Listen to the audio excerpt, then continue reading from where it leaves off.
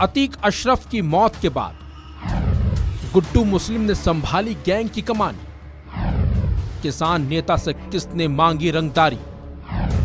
चिट्ठी में गुड्डू मुस्लिम के नाम का राज क्या? अतीक अहमद और उसके भाई अशरफ का बेशक खात्मा हो गया हो, लेकिन इनके गैंग का आतंक अभी भी जारी है।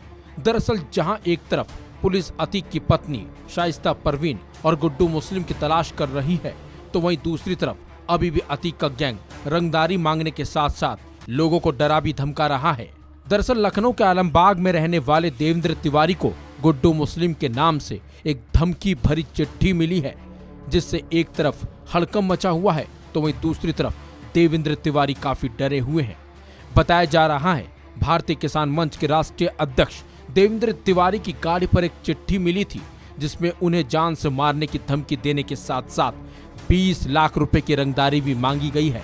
हैरानी की बात तो यह है कि इस चिट्ठी में गुड्डू मुस्लिम का नाम लिखा हुआ है, जिससे देवेंद्र तिवारी के साथ साथ पूरे इलाके में भी हड़कंप मचा हुआ है। माना यह भी जा रहा है कि देवेंद्र तिवारी गौ संरक्षण के साथ जुड़े हुए हैं, क्योंकि इस चिट्ठी में स्लॉटर हाउस का भी जिक्र किया गया है। गुड्डू मुस्लिम के नाम से आई चिट्ठी में लिखा है, देवेंद्र तिवारी, तेरी PIL की वजह से हम मुसलमानों के पेट पर लात पड़ी है और समझाने के बाद भी तू मान नहीं रहा। कल मैं चाय पीने के लिए आशियाना में रुका, तो मेरी जब गाड़ी से उतरा तो देखा कि गाड़ी के पीछे वाइपर में एक चिट्ठी लगी हुई थी, एम्बुलेंस लगा हुआ था। तो उसको निकाल के जब देखा गया तो उसमें एक धमकी भरा पत्र था। तो ये पत्र था, उसमें एक धमकी भरा, और उसमें लिखा हुआ था कि आपको 20 लाख रुपए देना है कल प्रयागराज जाके। और भाभी ने कहा है अभी अतीक ही सांसद जी ही नहीं है, बाकी सभी लोग हैं, और इसको हल्के में ना लो, नहीं तो जान से मार दिया जाएगा। और अगर पुलिस को भी सूचित करने की कोशिश की तब भी जान से मार दिया जाएगा। और उसमें तमाम सारी बातें लिखी स्लॉटर हाउसेस को लेकर कि मेरा आमदनी कम हो गई है हम लोगों के वर्ग की। हैरान कर देने वाली बात तो यह है कि इस चिट्ठी में यूपी के CM योगी आदित्यनाथ और ADG STF के नाम का भी जिक्र किया गया है, जिसके बाद देवेंद्र तिवारी और ज्यादा डरे हुए हैं, बल्कि उन्होंने पुलिस में शिकायत कर मामले की जांच गंभीरता से करने की मांग भी की है। और माननीय मुख्यमंत्री जी का भी नाम है उसमें, और अमिताभ यस सर का भी नाम है उसमें पत्र में। तो मैं सरकार से मांग करता हूं कि इसको उच्च स्तरीय जांच कराई जाए, क्योंकि कई बार ऐसा हो चुका है, कई बार हमले हो चुके, कई बार ऐसे पत्र आ चुके हैं, और हर बार टाल मटोल करके किसी न किसी तरह से किसी भी अप्रिय घटना कभी भी हो सकती है।